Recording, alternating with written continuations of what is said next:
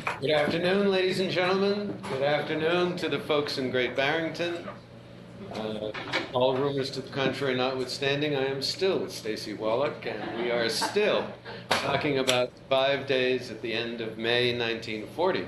Indeed, I'm sure you all realize this. It just occurred to me that it's May 2012. It's 72 years since these events, which, depending on your point of view, was either a very long time ago or just yesterday.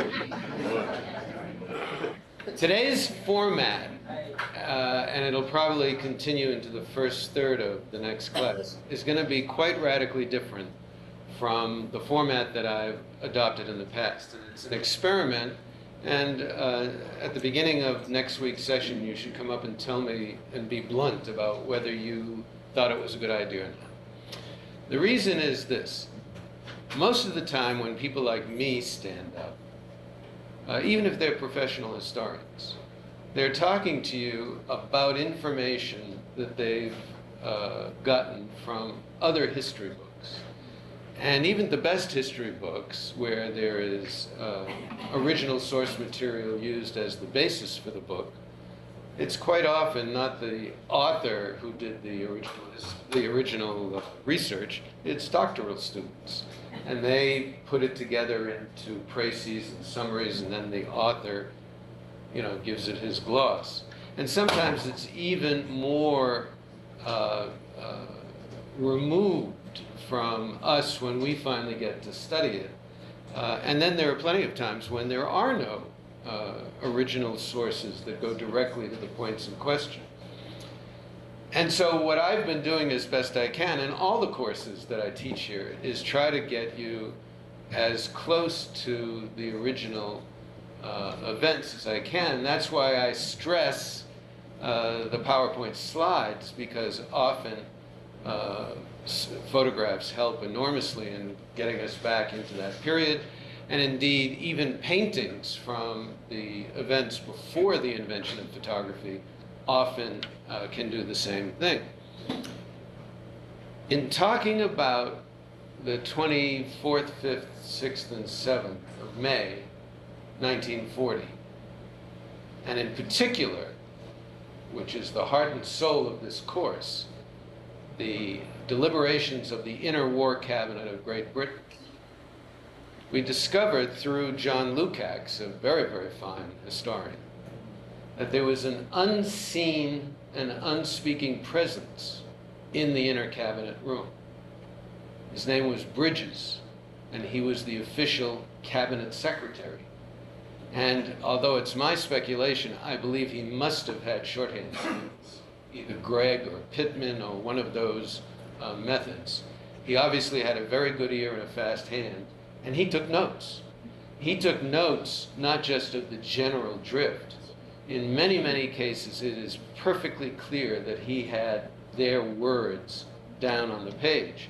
And what's so extraordinary about that, because he was the cabinet secretary for many, many years, both during the war and after the war, is that when these 5 men of the war cabinet, the inner war cabinet, met, nobody else was let in except individuals by special invitation, usually military men, who had something specific to report.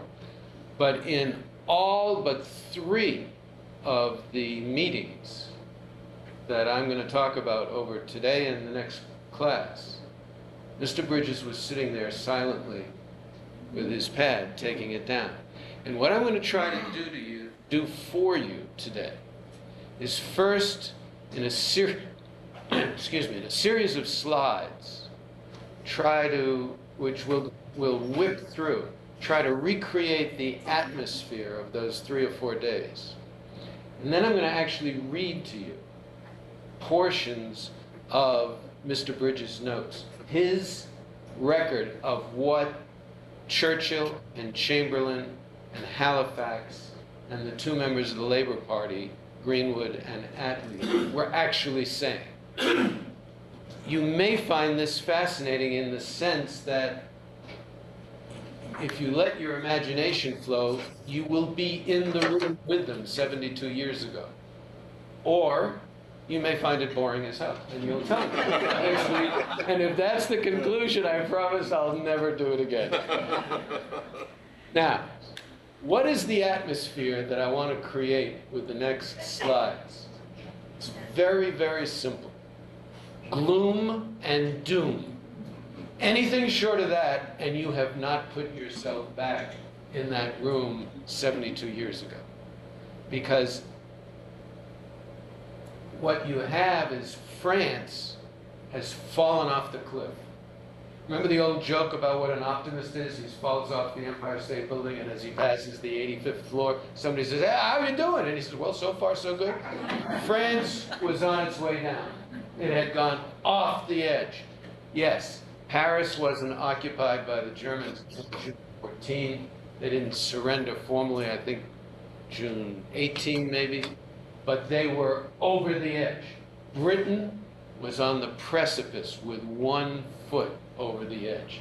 And everybody in the interwar cabinet knew it, and gloom and doom are the least powerful words that I can think of for the atmosphere in those days. So, without further ado, let's go to the slides, and when we finish, then we'll turn the lights back on, and I'll resume the lecture. So our start date, we know from last week, is May 10th. By pure coincidence, and believe me, it was pure coincidence, Churchill becomes the prime minister. For the first time in his life, he's 66 years old. And at the very same moment, Hitler unleashes the Blitzkrieg against the Allies' Western Front. That's our start date. And let's take a look at the Maginot Line, because the Maginot Line, along with Chamberlain, for separate reasons, has gotten a very bad rap, because the Nazis, I should say the Wehrmacht, the German armies, didn't seem to be slowed down a bit by the Maginot Line. But in fact, the Maginot Line was a pretty substantial defensive perimeter. And if the French High Command had had the kind of brilliance that the German High Command had, the war might have been over at the French border. And I'm going to show you some pictures that I think may give you a different view. But if you follow the red dot, this is where they did the full Monty of the Maginot Line. This is the heavy-duty, nobody's going to get past this. And in fact, they didn't really. Notice that this is the border with Germany. Maybe part of it is in Austria, but this is directly the border with Germany. Then you notice this is much lighter, the dotted line. And you might say, well, why is that? Well, the lesser reason was that because of the Great Depression, the French ran short of money. That's the lesser reason. The real reason is that it seemed highly inappropriate to build what they built down here on the German border, along the border of a totally friendly country and ally. And you'll see pictures in a minute that make it very real. Also, they were quite sure they weren't coming through Luxembourg for separate reasons. And then here's the critical part.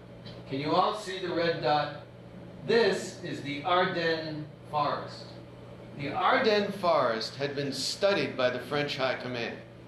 And they were convinced that it was so thick, with trees standing so closely together for miles and miles and miles, with sharp ravines and deep canyons, that it was simply impossible. Indeed, the French High Command saw the Ardennes as part of the Maginot Line at its heaviest. They weren't concerned about this at all.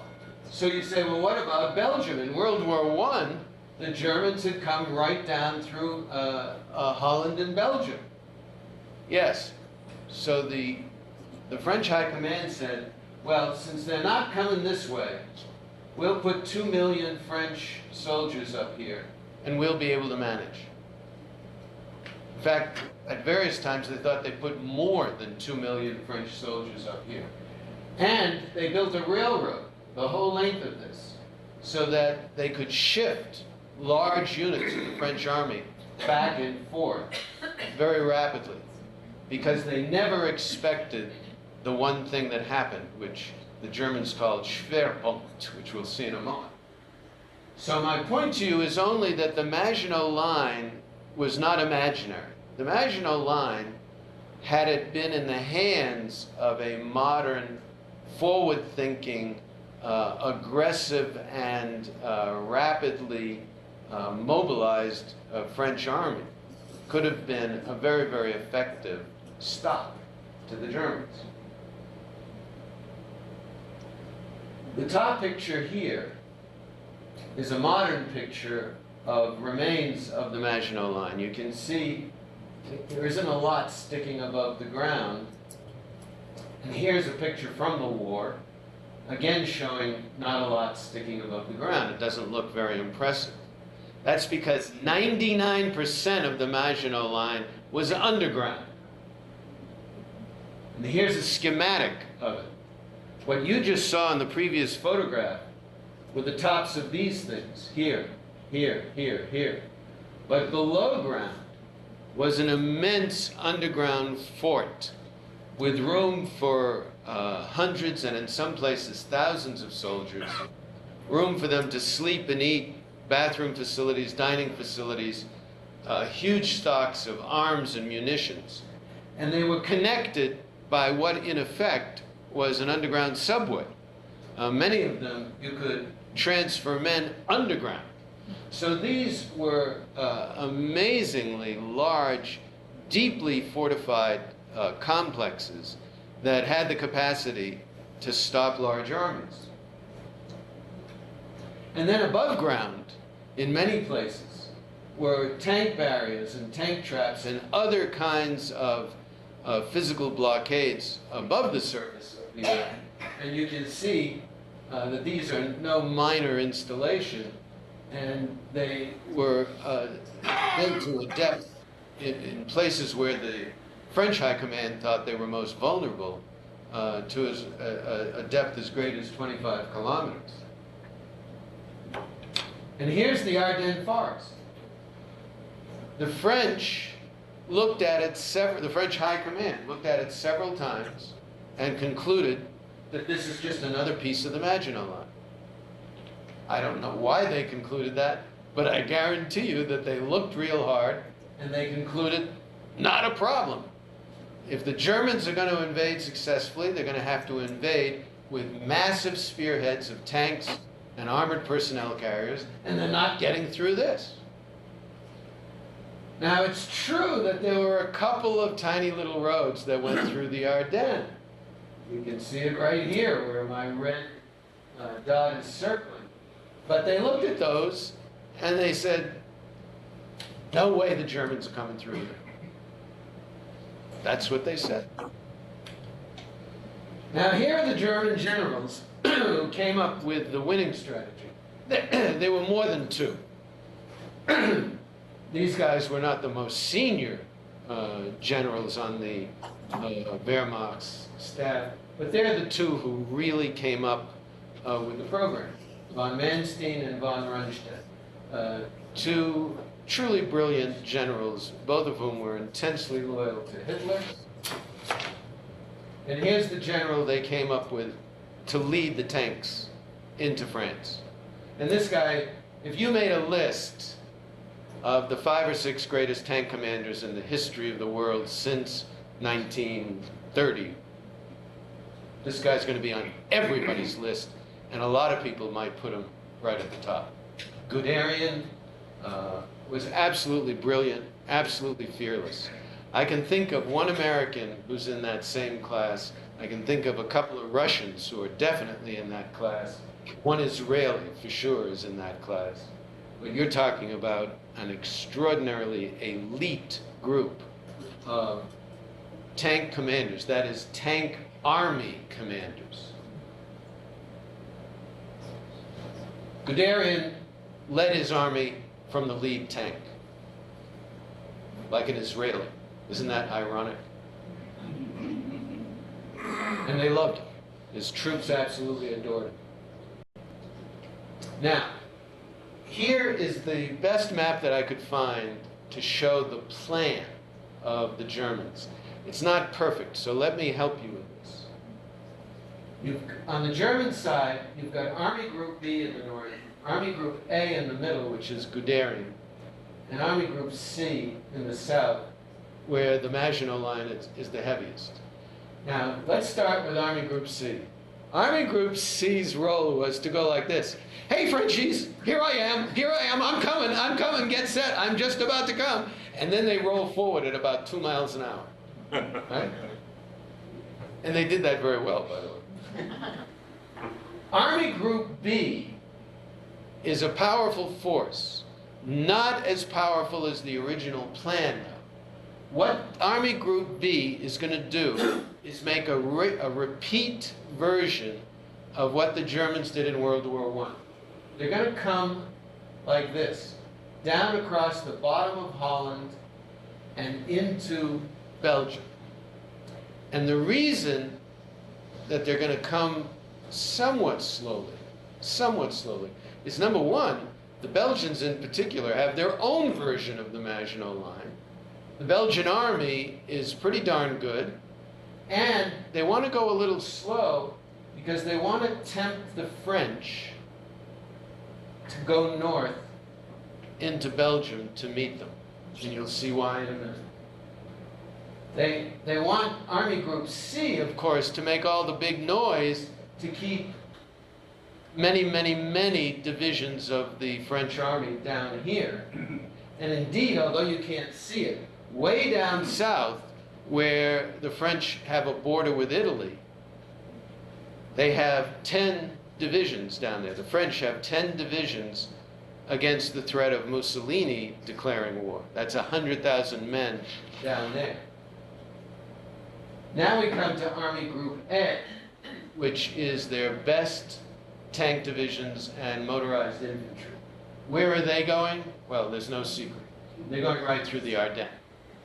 And they're going to go through the Ardennes in the classic blitzkrieg fashion. And as I describe it in just a second, I want you to think about a certain American general in the first Gulf War against Iraq when he invaded Kuwait to free it from Iraq. And think about if his approach doesn't sound very familiar. But here's the Ardennes. And we got to understand once more, I've said this to you briefly, but I'm going to say it to you again now. You've got to understand what blitzkrieg is, because it's not one thing. The essence of blitzkrieg is the combination of things. A, massed panzer tank divisions and motorized infantry, with B, close air support from Luftwaffe fighter planes. C, breakthrough at the designated Schwerpunkt, the Ardennes.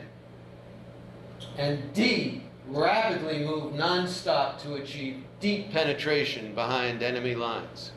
That's part A, all right? Part B is that these units, once they break through, seize and hold no ground, take no prisoners, occupy no strategic positions, defensive or offensive. Their sole goal is to penetrate the enemy's rear as deeply and rapidly as possible. The third element is that once deep penetration is achieved, the goal of the breakthrough units changes to a sharp flanking movement across the enemy's rear, cutting off supply lines of communication, sowing confusion on the enemy, and finally full envelopment of the enemy that's been caught in this flanking movement. Rundstedt also aimed, as we just discussed, to entice the main French and British forces to rush north into Belgium along the coast, thereby making Guderian's envelopment all the easier.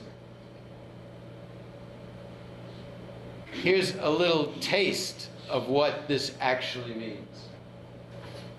Blitzkrieg and close air support. Here's a French tank about to learn what close air support means. See the blue arrow in the tank? See the bomb? Who is the teacher of this vocabulary lesson? A Ju-87 Stuka dive bomber. an incredibly effective fighting weapon in the early years of World War II. And this kind of close air support had been talked about by all the armies of Europe, Great Britain, and the United States. But it was Germany that actually was able to build into their armed forces the close coordination necessary to pull it off. The pilot of this Stuka has to get radio instructions from his Luftwaffe commander. His Luftwaffe commander has to get radio instructions from Army headquarters who've received instructions from the ground, right, that there's a tank radio. And that communications linkage was first effectively developed by the Germans. And now it's standard practice in a modern army, like America's army. And when you think about the use by the German army of blitzkrieg against France in May of 1940, think about the American move against the Iraqis in Kuwait in the first Gulf War. The American general, what was his name? Schwarzkopf. Schwarzkopf. I remember his wonderful briefings, you know. He never mentioned, by the way, the reason it's so successful and going so well is because I've been imitating the Nazi commanders of World War II. He never said that.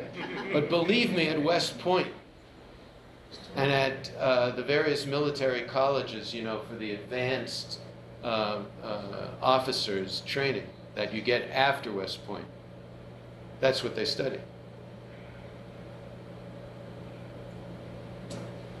Here are the key French and British commanders. The senior French commander is Gamelin. He would have been terrific fighting against Prussia in 1870. I'm sorry. I don't mean to speak ill of the dead. He was useless.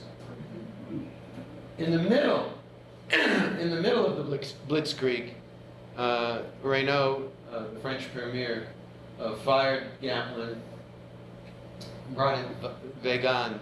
Weygand was overwhelmed by the disaster, overwhelmed by the task of reorganizing the French army, and ultimately very defeatist. Here we have the British general in charge of the British Expeditionary Force, the BEF. He got a very bad rap. He wasn't given the tools to do the job, and he ended up in disgrace. I don't think it was mostly his fault. Here's General Edmund Ironside. We're going to hear more about him. He had a very short career as the head of the Imperial General Staff. As a group, they were totally outfoxed by the German strategy and speed, and totally unnerved and demoralized by the German breakthrough. The word total is probably an understatement. They just completely lost their heads. Remember the Ardennes? Notice what we have here. There's probably been 1,000 axemen at work. Somebody tell me, in 1940, did they have chainsaws? I don't know. It's probably axes, right? Take a look here, here. There go Guderian's tanks, right? You are looking at the impassable becoming passable. And guess who's coming out the other side? Right? Notice again, axemen have been busy. Guess who's coming to dinner? In France, uninvited. In some cases, the Germans moved so fast they captured bridges across the Meuse River, which was the first big river you come to when you come into France from Belgium. So fast that the French couldn't even blow them up in time. They didn't understand they were about to be overwhelmed. Sometimes they used paratroops to seize bridgeheads. Some cases they just got into rubber rafts, rowed across, and secured a beachhead, and built their own damn bridge. This is a pontoon bridge built overnight, and then, having penetrated very deep into the south, and remember, by the way, Paris When you think of the whole huge map of France, Paris is in the north, way in the north, near the German border. You know, much, much closer to the German border than to the Spanish border. So they get down real fast, real hard, and then they swing, as the Germans are moving, to the Germans' right, moving to the west and then the northwest. 5 days into the Blitzkrieg, Paul Reynaud, the Premier of France, calls up Churchill and says, quote, "We have been defeated. We are beaten. We have lost the battle. The front is broken near Sedan." Sedan is just inside France, past the Ardennes forest. When you come out of the Ardennes, the first big city you come to is Sedan. Reynaud was neither a coward nor a defeatist, not at all. He was a realist. But by the close of May 15, any shrink would have said, clinically, this man is in deep shock and needs to be admitted to an emergency room. And with good reason. Nobody in France expected this. Nobody. And here's again a map that shows part of it. Unfortunately, it doesn't show all of it.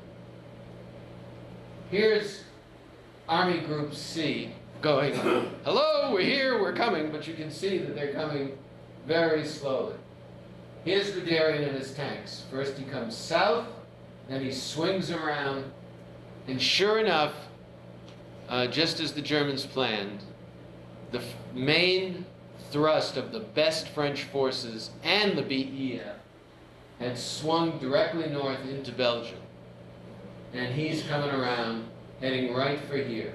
This is right here where the red dot is Calais, and just a few miles further northeast along the coast is Dunkirk.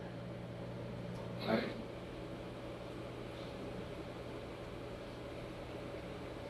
May 20, an absolutely candid snapshot of Churchill walking to work. And I apologize for the quality of the picture. If you could see it, the expression on his face as well as I, you would conclude that he's in a little bit of shock too. And he didn't have anywhere near as much information as the French had. The previous evening, Churchill gave the first of his speeches to the British people via the BBC. And it was a very good speech, but it included one truly unfortunate sentence. For myself, I have invincible confidence in the French army and its leaders. What was happening in the bombing of Britain? Nothing. It Hadn't hadn't happened. started yet. Trust me, I'll get you there. No, I just wanted... As a matter of fact, very good point. What's the question? The question was, wait a sec. What was happening in England? Nothing. The battle for Britain and the air battles, months later. Well, I'll get to it 2 months later. Not only was nothing happening in terms of war in Britain, it was the most beautiful spring in May in Britain that they'd seen in 50 years. It was peaceful. The effects of the Great Depression were finally starting to recede. Employment was building up, partially because of rearmament. The British people were completely in ignorance of everything that I've just shown you. It wasn't covered effectively in the newspapers. Most of it wasn't covered at all. What little they covered was usually dead wrong. What they were right about came out in different newspapers in bits and pieces.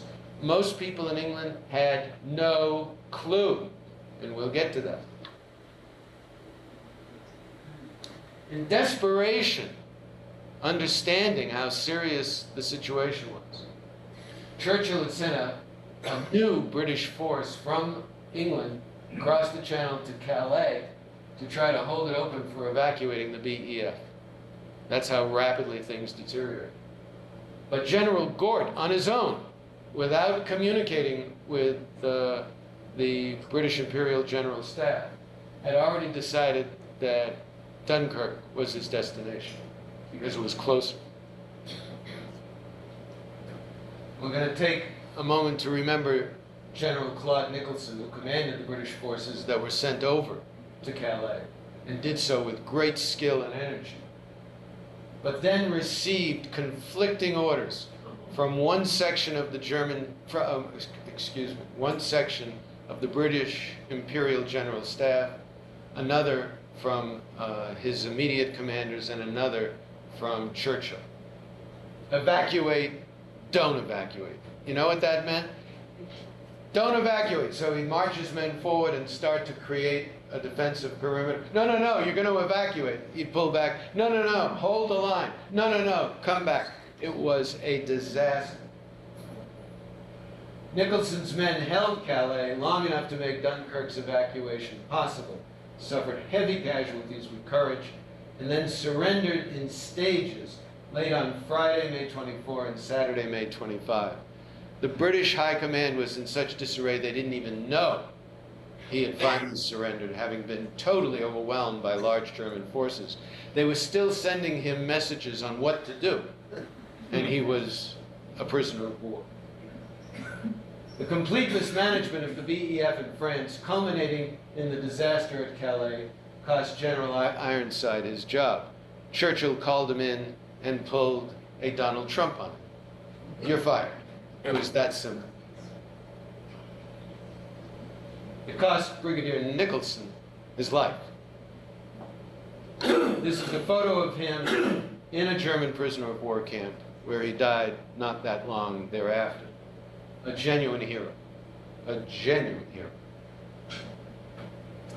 Early that same day, Friday, May 24, comes one of the most critical and hard to understand or controversial moments. Hitler travels down to von Rundstedt's headquarters, we'll see that in a second, to review the situation. One possibility is that Rundstedt said, you know, Guderian and his tanks have been going full blast. They're about to wear out their treads, break their gears. They need to stop, oil up, you know, take a little rest.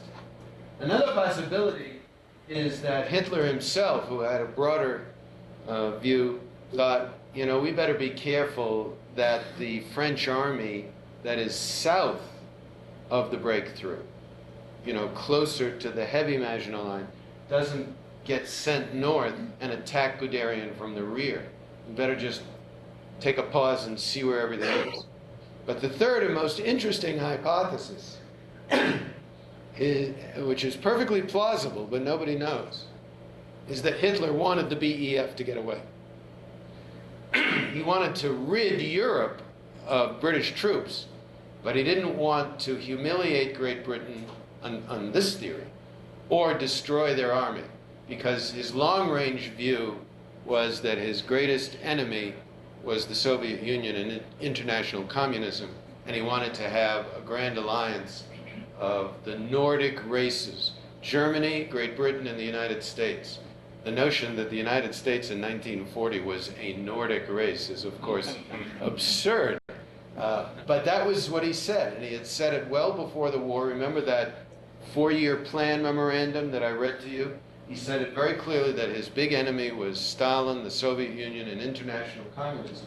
And there's a very specific piece of evidence suggesting that he really did want the BEF, wounded though he may, have left them, to get away and to have Great Britain be independent. Here is the two of them at this meeting, right?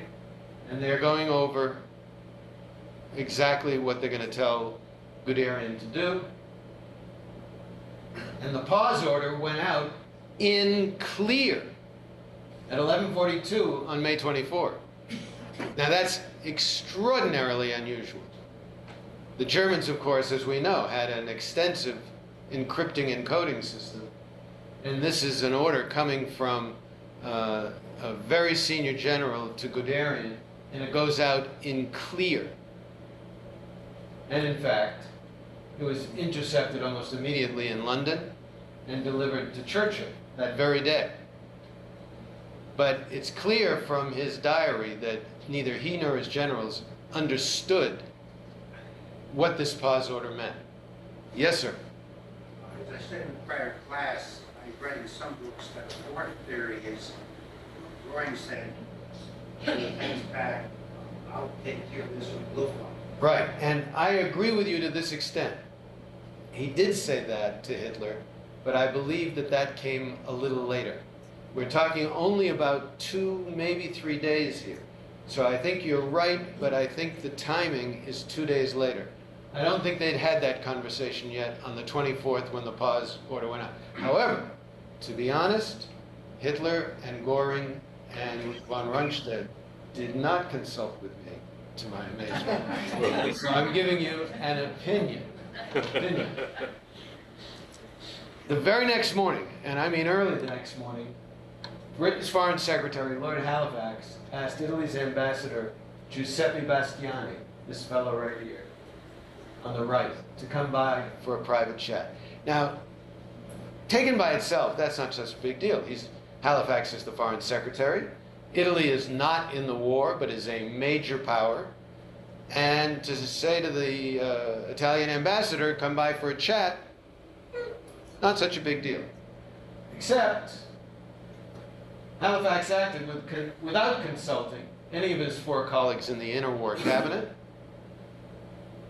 And here, whoa, we have to take a pause to remind you who the interwar cabinet is. The interwar cabinet is 5 guys. Churchill on the left in this marvelous photo with Chamberlain. Halifax, the Foreign Secretary. Now, look at Churchill's expression, neutral. He's with Chamberlain. They're getting on well, and we're going to look at that very closely. Look at his expression here with his pal Halifax. I think it perfectly sums up their relationship. They're virtually arm in arm, but this is not a happy couple. So there's 3 of them. And here are the other 2 who were brought in when Churchill came in to make it a national unity government.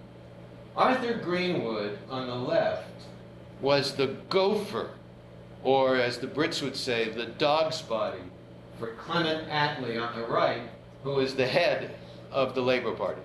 Clement Attlee was the head of the Labour Party. And why he included Arthur? Well, he included Arthur in everything. Arthur carried his satchel. Arthur does nothing during these few months. By the end of June, or July, he's out of the interwar cabinet. By September, he's out of the government. Who was he? He was an accountant who did payroll for the Labour Party. And by September, he was back in the back offices of the Labour Party offices with his green eye shades and his sleeve guard. What do you call those? You know. And yet, in the next couple of days, he's going to open his mouth inside the interwar cabinet to great effect. Attlee, totally different fellow. A lawyer, the son of a lawyer.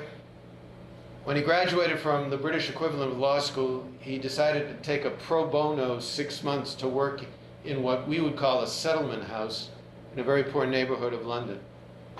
He was so amazed he stayed for a year, and it completely changed his career path. He decided that he had to do something about Great Britain's poor and blue-collar working classes. He joined the Labour Party, and by I think 1936, 7 or 8, he was the head of the Labour Party. He had had a sterling combat career in World War I, but a very particular career in 2 respects. Number 1, he was a captain, head of a company, a frontline company in the Dardanelles campaign at Gallipoli. And indeed, it's a miracle he's alive in 1940 because his unit was sent forward in one of those horrific and insanely stupid charges directly into German and Turkish machine guns. How did he survive? The day or 2 or 3 before, he had come down with such violent dysentery, he had been sent back to hospital. But when and his unit was largely wiped out. And if he had been there as the company commander, leading from the front as they did, he would have been wiped out.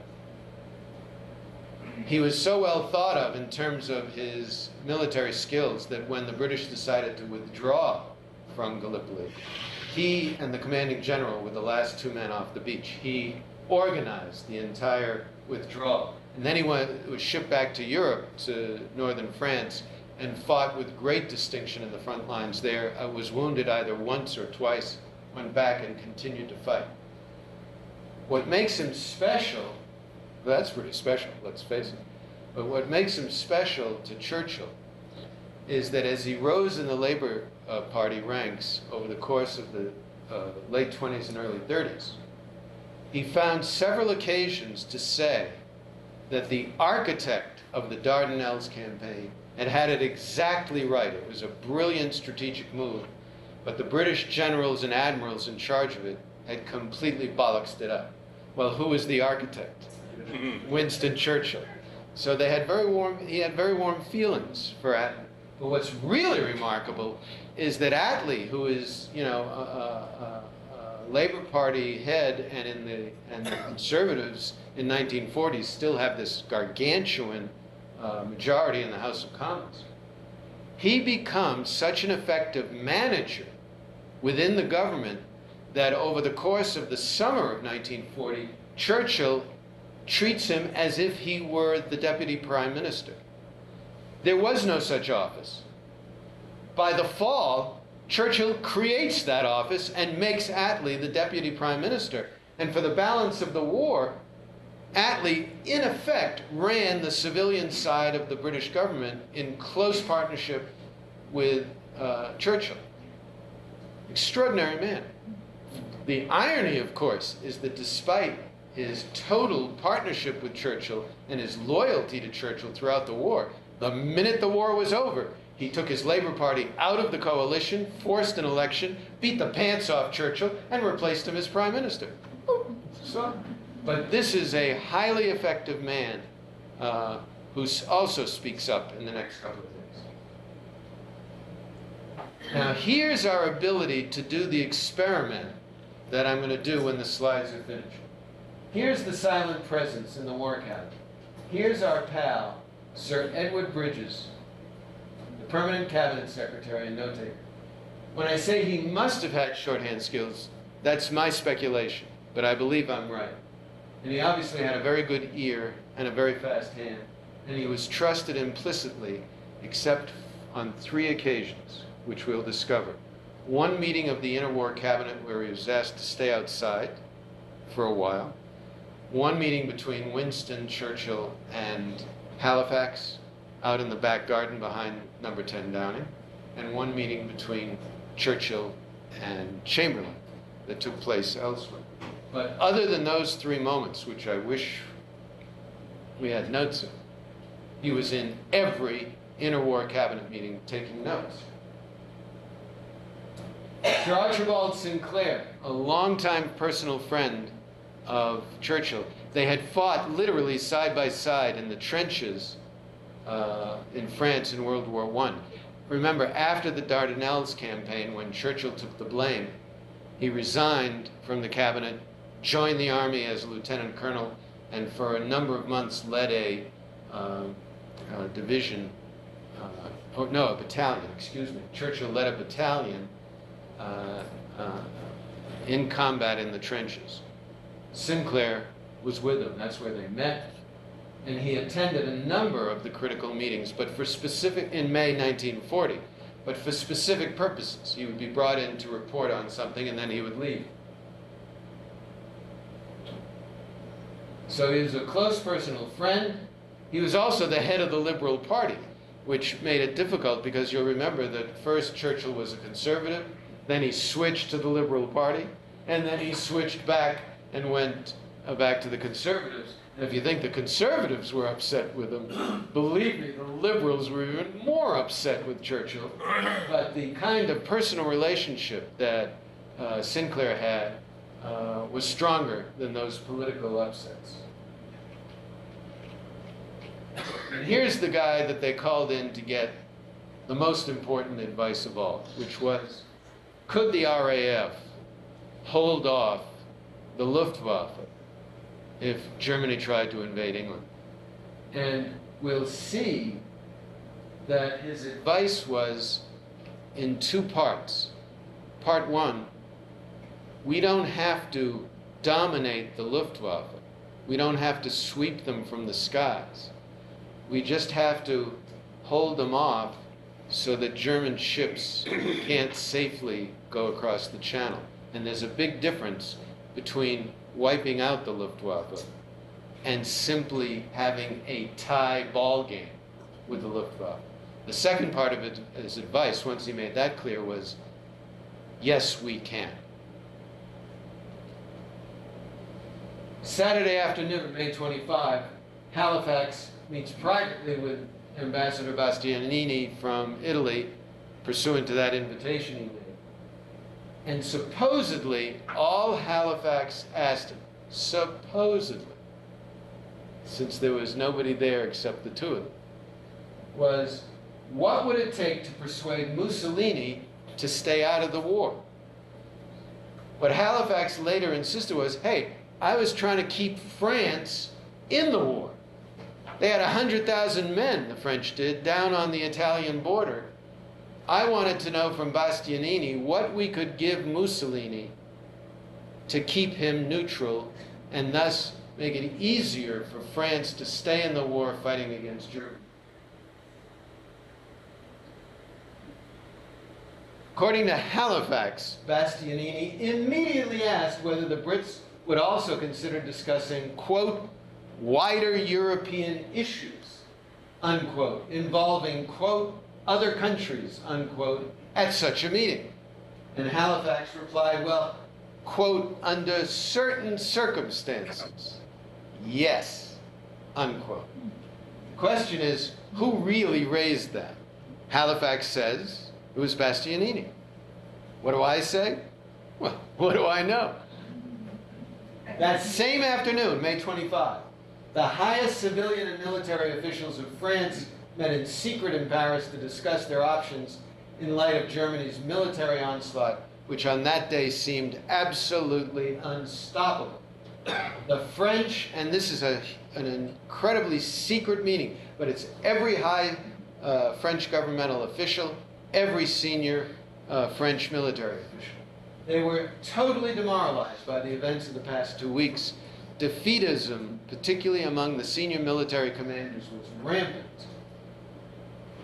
They finally agreed to send Premier Reynaud to London to ask the Brits to waive their treaty obligation of no separate negotiations, no separate peace from Britain, so that they could open their own separate bilateral negotiations with the Nazis to end the war. And indeed, the very next morning, May 26, Reynaud flew to London to deliver a very, very detailed report to Churchill face-to-face and to deliver France's request to be relieved of their obligation of no separate negotiations or separate peace with the Germans. Sunday, May 26, and Sunday and Monday, the 26th and 27th, were bad days for the Brits. Very, very bad days. At midday, Hitler changes his mind and says it's time to lift the pause order. But again, because of communications at that time, it was really at the end of the day when Guderian got the message, and he waited really until the next morning to move. And by Sunday evening, the Brits had lifted the first 18,000 British troops off the Dunkirk piers, with 300,000 left in the port and on the beaches, and actually many of them still on the back roads leading into Dunkirk.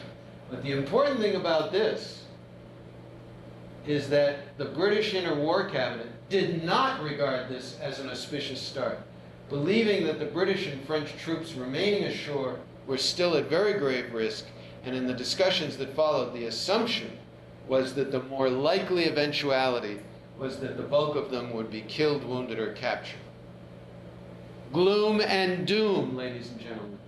And this is what it looked like. You've seen this before.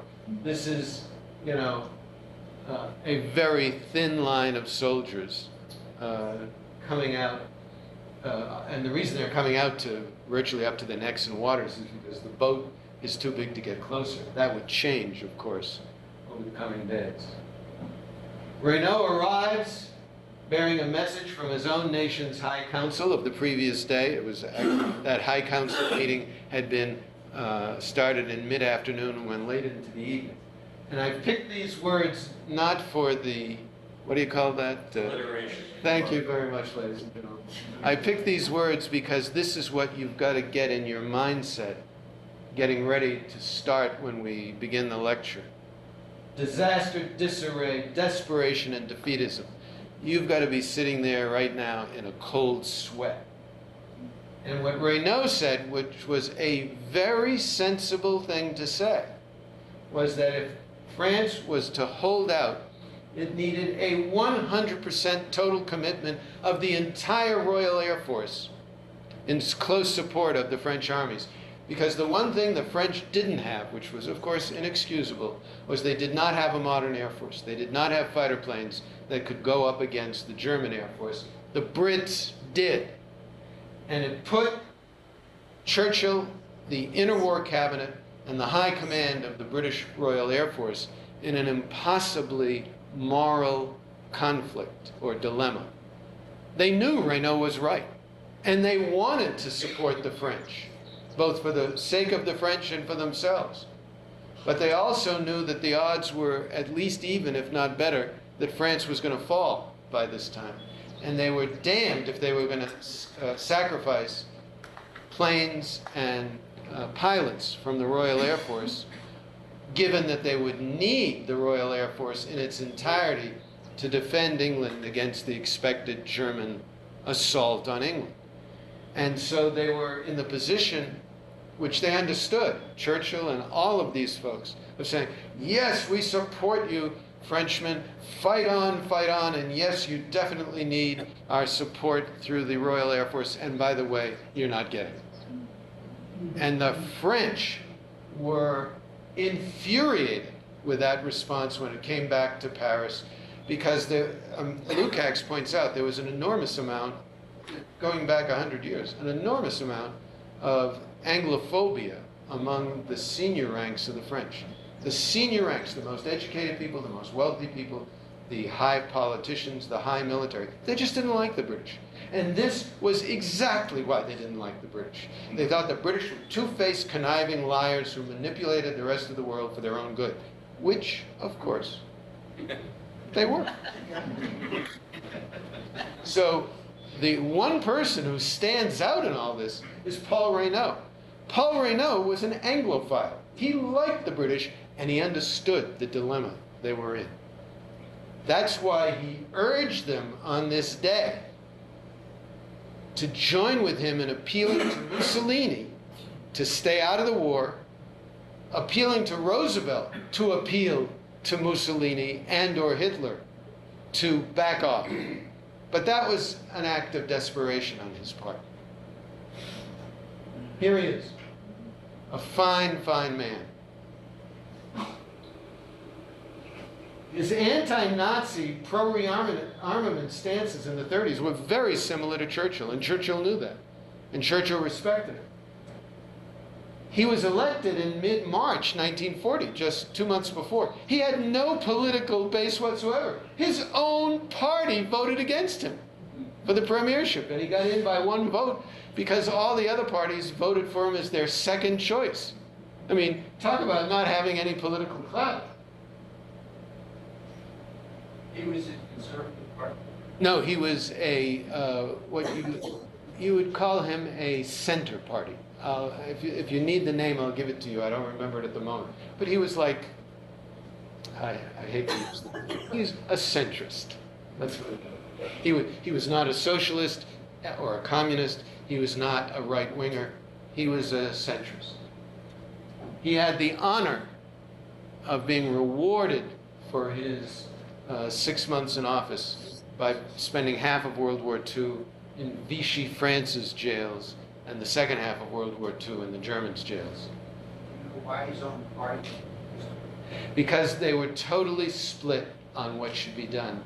And in fact, to say that it was that Reynaud wanted to continue the war and his party didn't would miss the point. His party was riven by disagreement. If there were 100 leading members of the party, there were 200 opinions. The very next day, Lukács calls the worst day for the British Expeditionary Force in and around Dunkirk. Guderian is now within 5 miles of Dunkirk.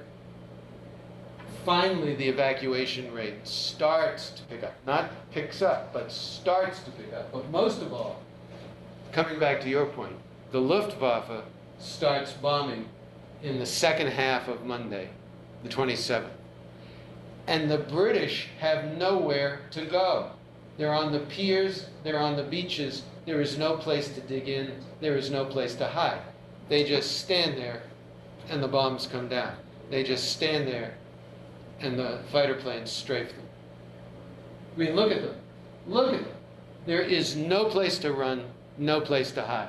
It was a ghastly day. This is how the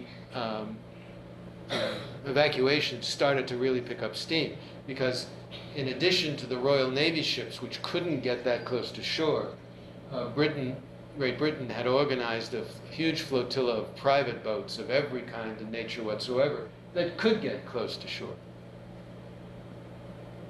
And they had to abandon everything. And I mean everything. Artillery, tanks, trucks, even their own personal weapons, because they had to wade out up to their necks in water. It was quite ghastly. This is an amazing shot, but this is for real. Just amazing. They had to leave essentially everything behind. And that's not all they left behind. The bombing and the strafing were absolutely devastating. Now, we're going to jump forward slightly, just so, because you all know that the evacuation ended on the evening of June 4, and in fact proved to be highly successful. They took close to 350,000 British, French, and Polish soldiers off the beaches and the piers. But on May 26, 27, 28, nobody in the British cabinet thought that that was a likely event. Yes, it's only 6 or 7 days later, but those 6 or 7 days later were a miracle that nobody in the British Inter-War Cabinet was predicting.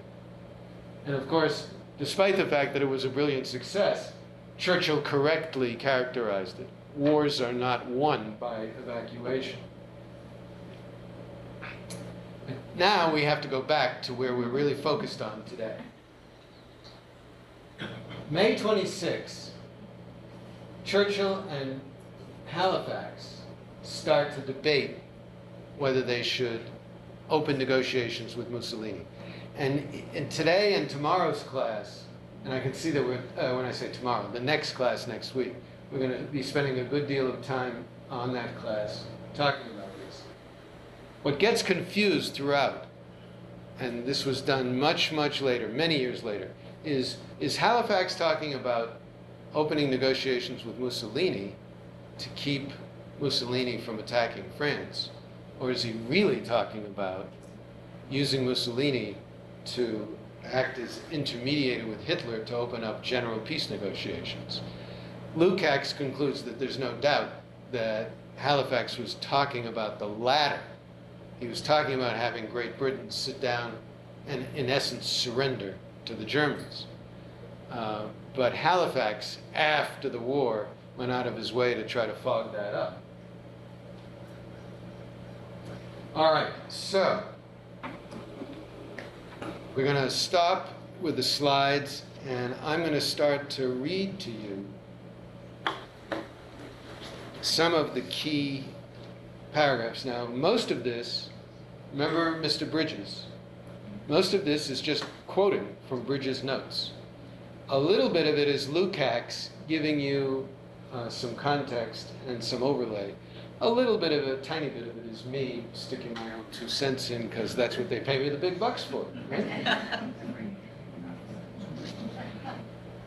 Starting with Lukács, during what he calls the reluctant war, I call it the phony war, the period after Hitler has defeated Poland in September, October, early November of 1939, and then there's this long pause before he attacks France on May 10, 1940.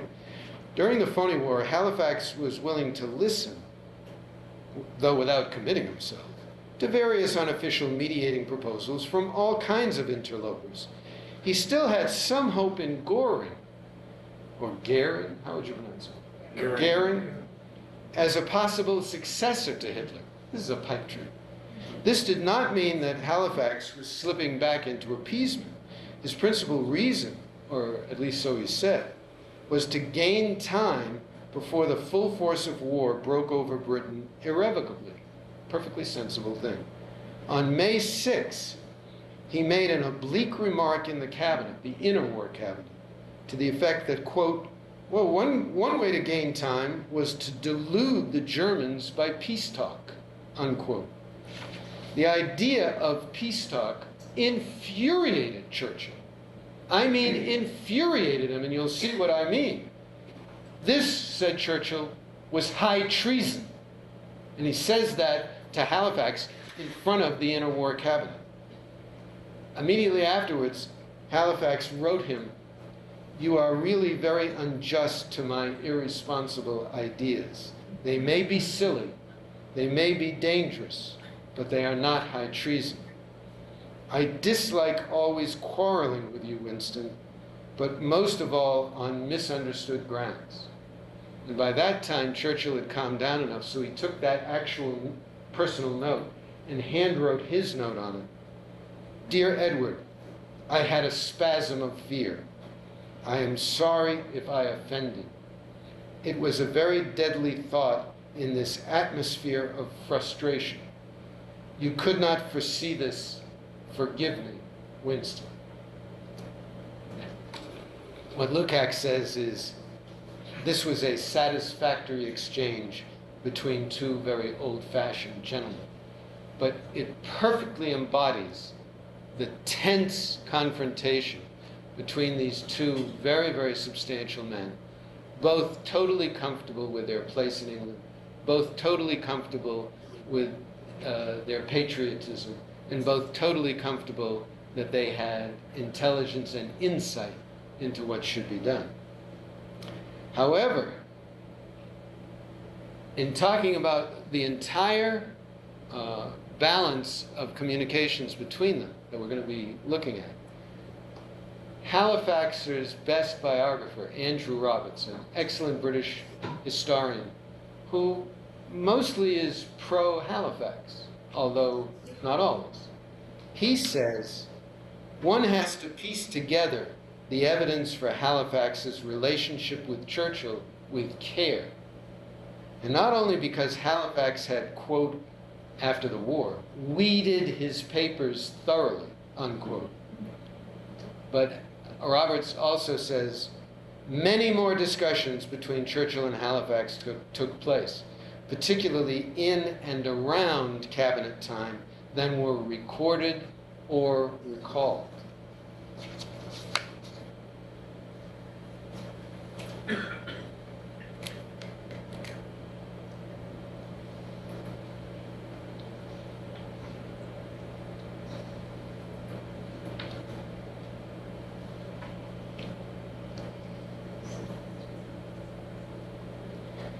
Now coming to, again, Andrew Roberts' view of that initial conversation between Halifax and Bastianini.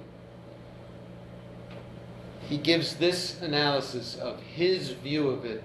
And remember, unlike us, Andrew Roberts has looked at the original sources and has an overview of the entire relationship. He says, there were two totally different Allied proposed plans for action with regard to Italy that were over the next 3 days, 26, 27, 28 of May, to be constantly mixed up and confused with one another. To make matters worse, some politicians, including Halifax, later pretended to be referring to one when it was in fact the other. And after the war, they denied the existence of one of the plans altogether, meaning the plan to open up negotiations with Hitler through Mussolini to stop the war. The first was a plan to bribe Mussolini to stay out of the war, and the second, a scheme to attempt to persuade him, Mussolini, to intercede with Hitler to procure reasonable terms for a permanent ceasefire. The two were, of course, mutually contradictory, the first being designed to facilitate the more successful waging of the very war which the second plan intended to bring to an end.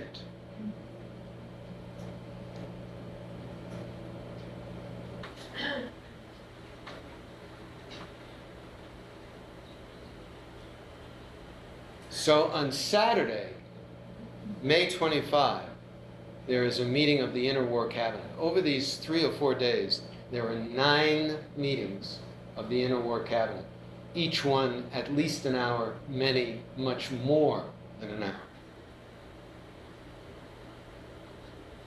In the middle of the first of these meetings on Saturday, May 25, according to first Lukács and then our pal Bridges, this is right from Bridges' hand, Churchill made a somber and dramatic pronouncement.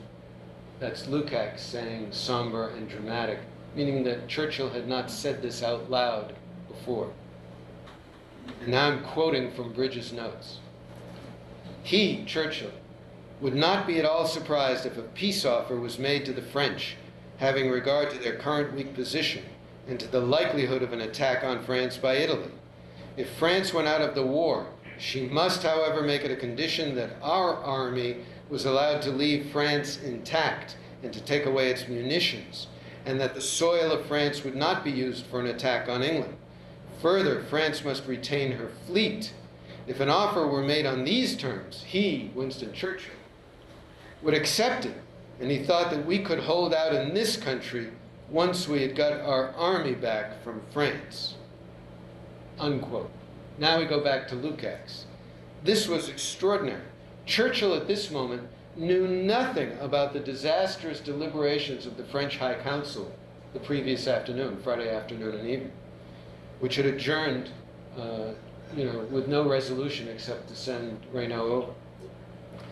There is no evidence that Churchill's speculation about a possible German peace offering to France was based on any information other than his own speculation.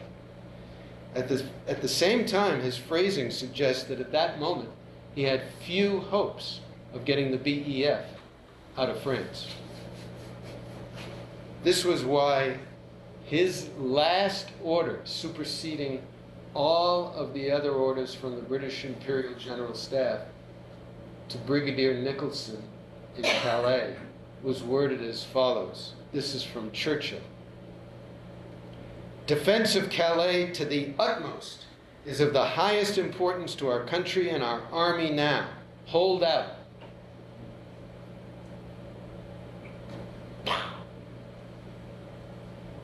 That night, he had his one-on-one with General Ironside and said those 2 magic words.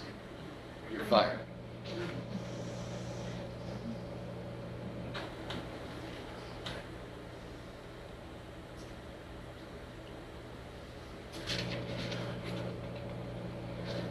Sunday morning, the cabinet met. Sunday morning, May 26th, the cabinet met at about 9 a.m., which for Churchill was early. And it began with his account of the situation with the French and the Belgians, he already had a conversation with Reynaud. The Belgians, by the way, had a pretty darn good army and were about to capitulate. And it wasn't so much that their capitulation was going to end the war for the Brits. No, no, no.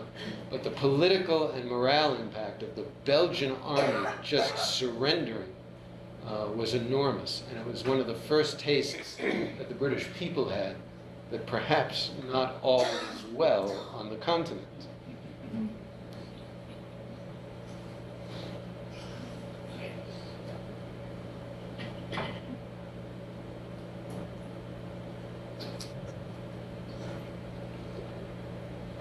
The gist of the entire situation was summed up by Churchill.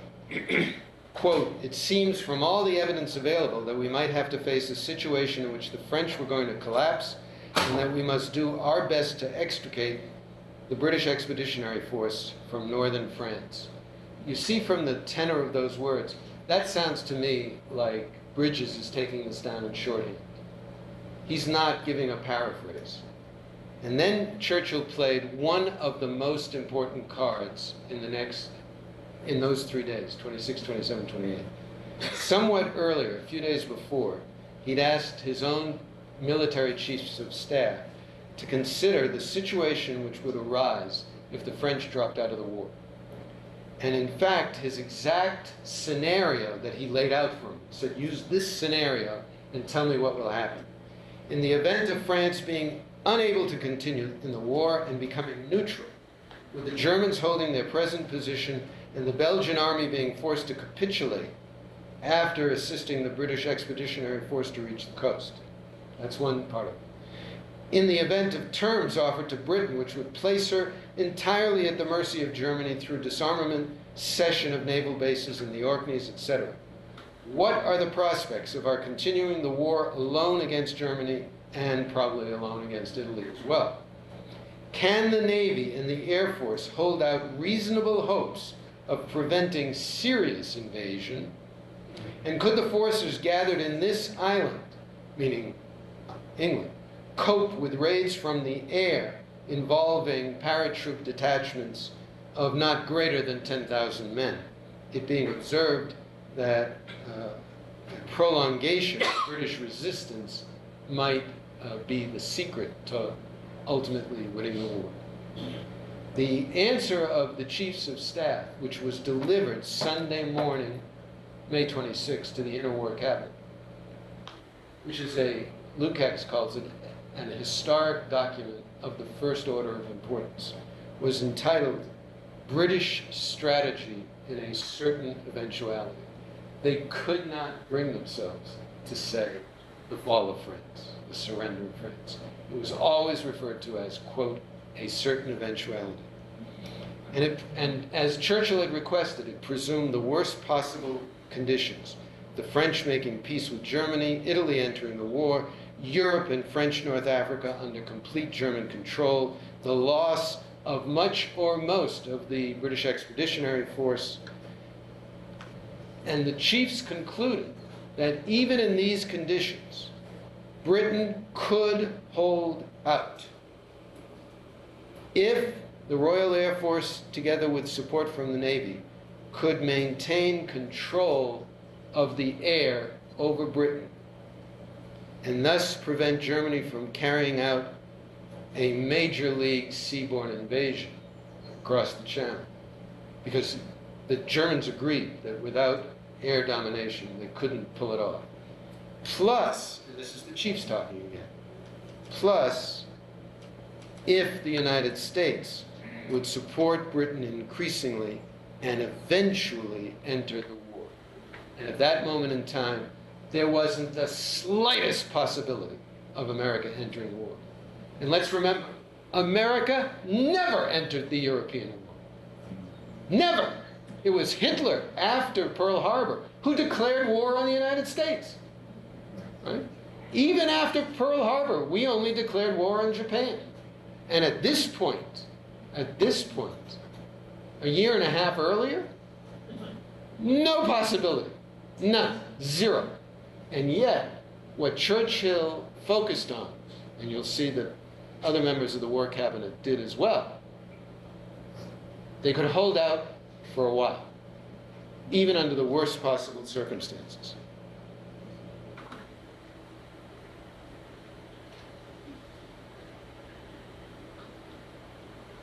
Halifax said, and this is important only because he starts to recognize how horrific the situation is. Because while they didn't have a chance to study this lengthy paper from the chiefs, they all skimmed it right there, and they got the gist of it. Halifax said, quote, "We have to face the fact that it's not so much now a question of imposing a complete defeat upon Germany, but of safeguarding the independence of our own empire and, if possible, that of France." Then he says, in the interwar cabinet, Halifax says, "Senior Bastianini had clearly made soundings as to the prospect of our agreeing to a conference. Ambassador Bastianini said that Senior Mussolini's principal wish was to secure peace in Europe, and that he, Halifax, had replied to him that peace and security in Europe were equally our main object, and we should naturally be prepared to consider any proposals which might lead to this, provided," says Halifax, "provided our liberty and independence were assured." And Halifax said that Bastianini had asked for a further meeting later in the morning to try to pursue this idea, to see if the Brits were ready, and he'd send a message back to Mussolini. Churchill immediately responded that peace and security would not and could not be achieved under a German domination of Europe. That we could never accept, quote unquote. "We must ensure our complete liberty and independence. I am opposed to any negotiations which might lead to a derogation of our rights and power."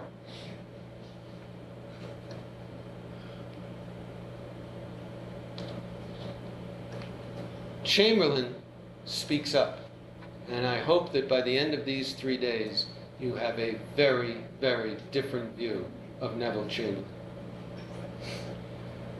Chamberlain talks about the first plan. He says, well, was it possible to ask the French, their opinion, whether Italy could be bought off? This might at least keep matters going. You see how they switch back and forth between these two totally contradictory plans. Churchill says, yeah, that might be worth pursuing. Halifax says, well, I've been skimming the military report here in the cabinet, and he says, quote, "The entire issue is our ability to carry on the war single-handedly against Germany, and it will depend on the main on our being able to establish and maintain air superiority over the Germans." He uses that phrase, air superiority.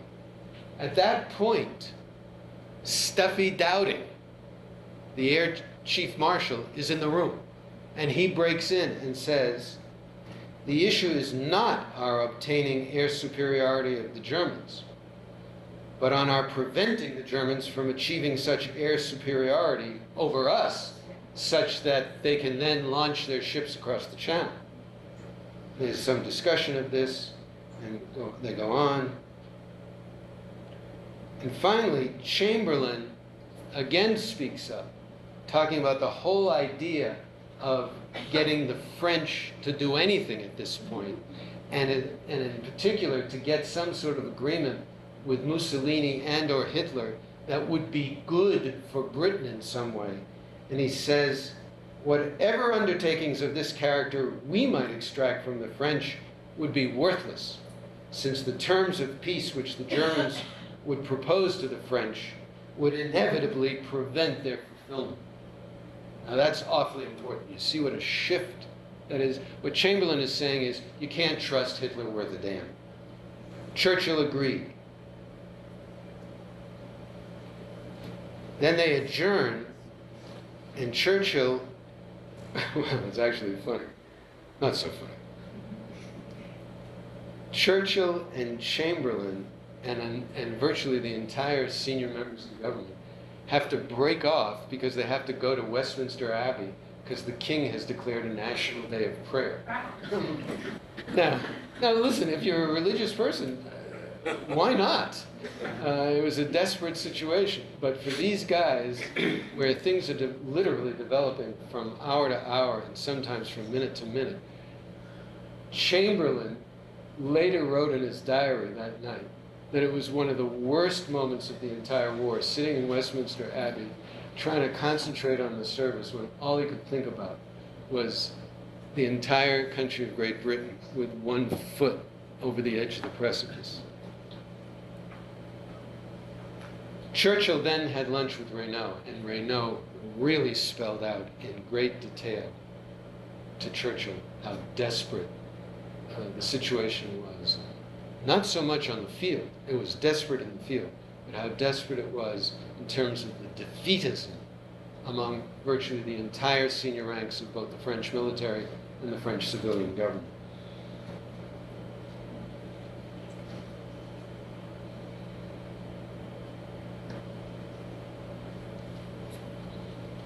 At 2 p.m., the Inner War Cabinet on Sunday, May 26, meets again. Churchill reports on his conversation with Reynaud, and he suggests that Halifax leave the meeting and go over and have his own meeting with Reynaud before he leaves England, and that Churchill and Chamberlain and Attlee would come along later. Nobody knows exactly what happened, but the feeling is that Churchill wanted to talk to his Inner War Cabinet without Halifax. But that's speculation.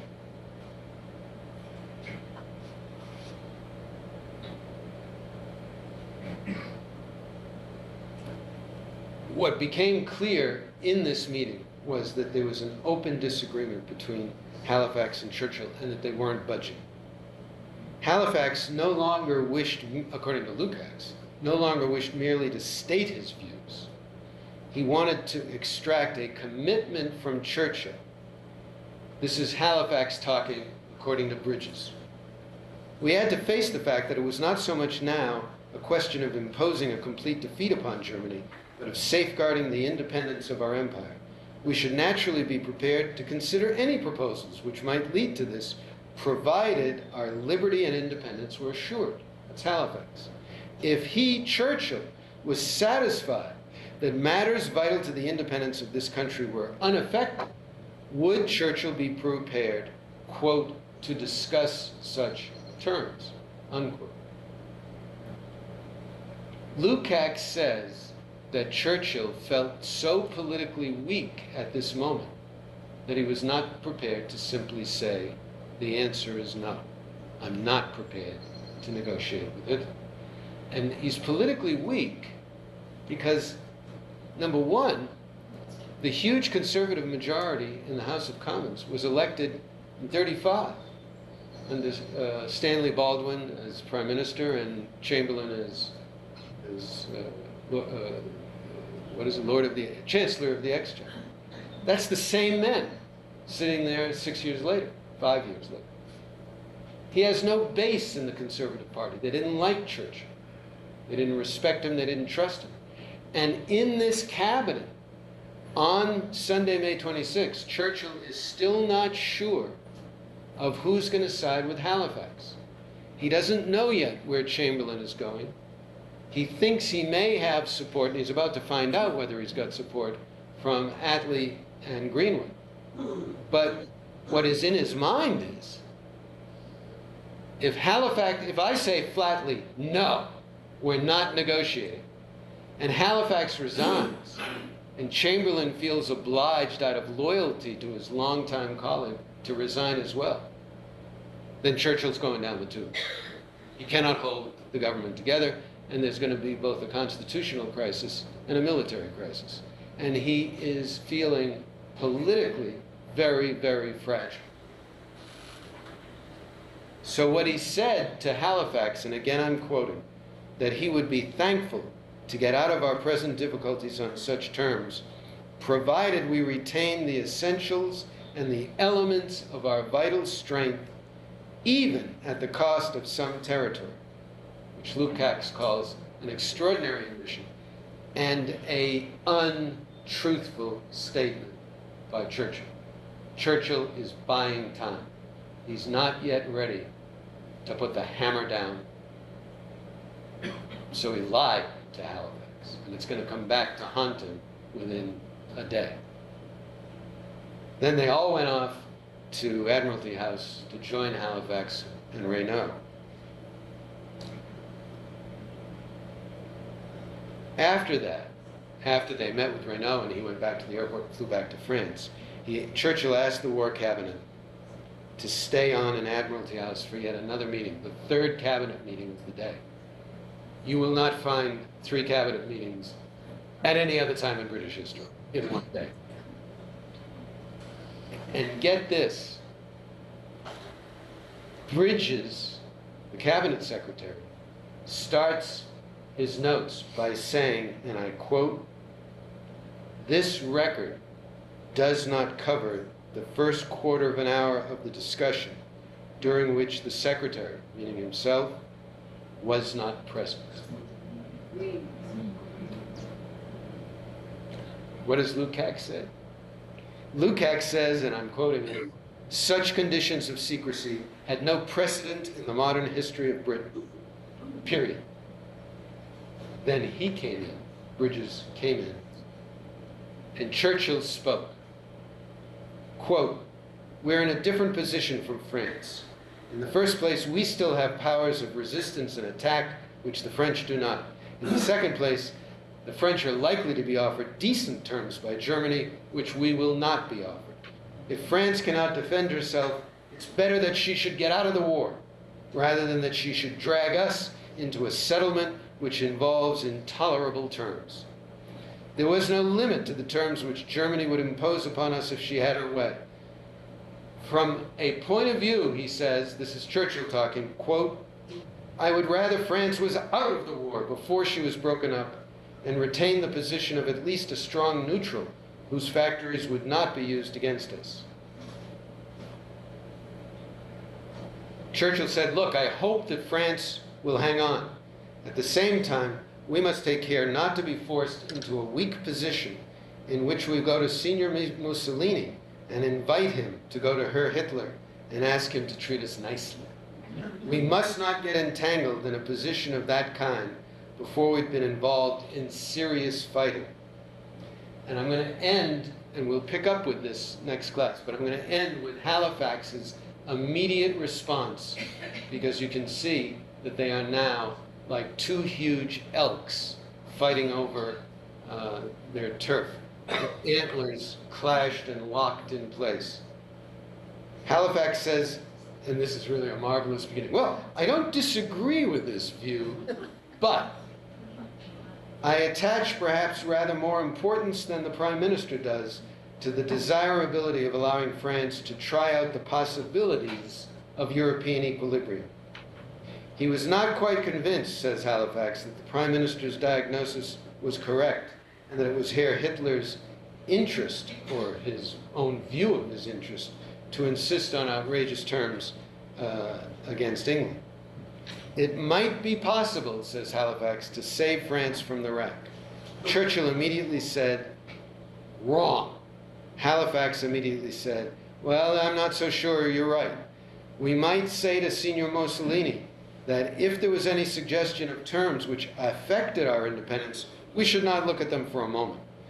But if Senior Mussolini is as alarmed as we feel he ought to be with regard to the growing power of Herr Hitler, and was prepared to look at matters from that point of view in terms of the overall balance of power in Europe, then we might consider Italian claims. Or at least I, says Halifax, see no harm in trying this line of approach." Chamberlain speaks up and says, "I'm not so sure." Now that sounds wishy-washy. Actually, it wasn't. The fact that he doesn't immediately support his own foreign secretary and longtime colleague means that Chamberlain's thinking is changing. Chamberlain says, "Well, I got to think about this." And you will be startled at the intensity of his thoughts the next day.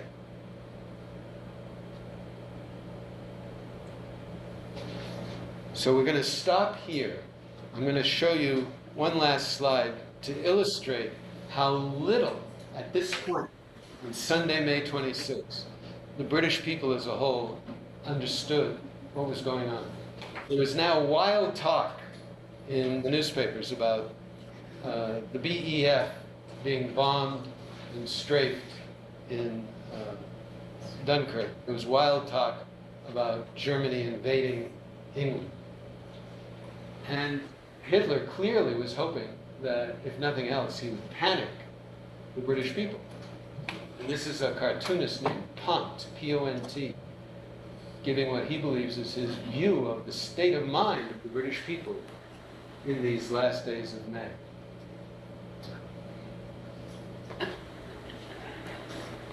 I just think it's just for those who can't read it, the caption to the cartoon reads, "Meanwhile in Britain, the entire population, faced by the threat of invasion, has been flung into a state of complete panic." And on that wonderful note, we'll end for today, and I'll see you next week.